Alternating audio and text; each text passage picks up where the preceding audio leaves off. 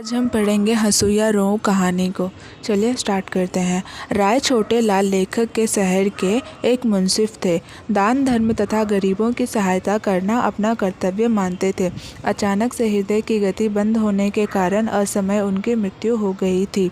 स्मशान यात्रा में हजारों लोग पहुंचे। चिता सिलक चुकी थी। इसकी गर्मी दूर तक अनुभव की जा रही थी। उसके कारण सब वृक्षों के नीचे बैठे हुए थे।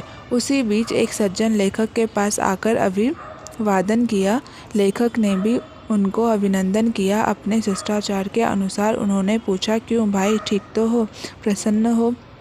यह सुनकर वह अपरिचित मित्र ने उत्तर दिया कि कुछ दिन पूर्व इन्फ्लुएंजा की बीमारी के कारण लगभग 400-500 लोग रोज मर जाया करते थे।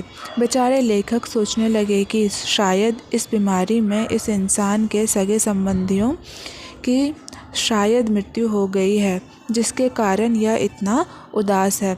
इस घाट पर 30 या 40 अस्थियां आ ही जाती थी। यह सुनते ही लेखक अकचका गए और उस अजनबी की बातें सुनने लगे। आदमी कहते जा रहा था कि साहब, पहले जहां रोज का 300-350 मन लकड़ियां बिक जाती थी, वहीं अब 3-4। इससे आप मेरी स्थिति का अनुमान लगा सकते हैं। इस तरह की बातें सुनकर लेखक आश्चर्य में पड़ गया और उस लकड़हारे के स्वार्थी वृत्ति को देखकर उनके मन में प्रश्न उठा कि हंसूं या रोऊं। स्मशान में लकड़हारे के दाम चुका दिए गए थे तथा ब्राह्मणों की दक्षिणा भी दे दी गई थी। लोग एक एक करके जाने लगे थे। सभी लोग स्मशान के फाटक तक पहुंच गए थे। स्मशान में वे नौकर जो चिता की लकड़ियों को समाया तथा सुलगाया करते थे, हमारे सम्मुख आ गए और सबको झुक झुक कर सलाम करने लगा। उससे ऐसा पूछने जाने पर, भाई तुम लोगों का क्या कहना है? कुछ नहीं हुजूर, हमारा इनाम भी मिल जाना चाहिए। मृत्यु जैसी दुखद घटना के बाद स्मशान में कोई इनाम मांग सकता है, इसकी कल्पना भी नहीं की जा सकती। इन सब के बावजूद भी लकड़हारे को 1 रुपया दे दिया गया, लेकिन 1 रुपया से लकड़हारा नहीं माना।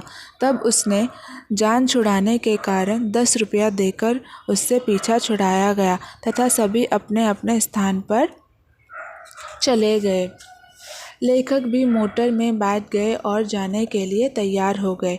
उसी समय उनका एक दोस्त दौड़ते हुए आया और लेखक के हाथ में आवेदन पत्र थमाते हुए कहा कि बगल में एक गाड़ी खड़ी है, उसमें चीफ जस्टिस बैठे हैं, उन्हें यह पत्र दे दीजिएगा। लेखक दौड़कर चीफ जस्टिस के पास गए तथा यह प्रार्थना पत्र उनके हाथ में थमा दिया। मुझे बहुत खेद है कि आपके मित्र बहुत देर से आए। चीफ जस्टिस ने ऐसा कहते हुए यह पत्र फिर से लेखक के हाथों में वापस कर दिया। बात यह थी कि राय छोटे लाल की मृत्यु के कारण मुंसिफ का स्थान खाली था। लेखक के मित्र ने चीफ जस्टिस साहब को इसी स्थान पर नियुक्त करने के लिए पत्र लिखा था। लेखक उदास होकर सोच में पड़ गए। उसी समय चीफ जस्टिस साहब ने कहा, अपने मित्र से कहिए कि भविष्य में इतना विलंब ना करे। पहले मित्र के चेहरे पर आशा थी। उन्हें आशा था कि पहले उसी का प्रार्थना पत्र मिलेगा, लेकिन ऐसा नहीं हुआ। तुरंत यह सोचने की बात है कि स्मशान भूमि पर प्रार्थना पत्र लाने का साहस कोई कैसे कर सकता है? व्यक्ति, इंसान इतना स्वार्थी और नीच हो सकता है? मनुष्य राम छोटे लाल के मृत्यु से पूर्व ही उनकी रुग्णावस्था में रिक्त होने वाले स्थान के लिए प्रार्थना पत्र देने का साहस करे? यह सोचते सोचते लेखक कह उठे कि मैं हंसूं या रोऊं। मैं आशा करती हूँ यह कहानी आपको पसंद आई होगी।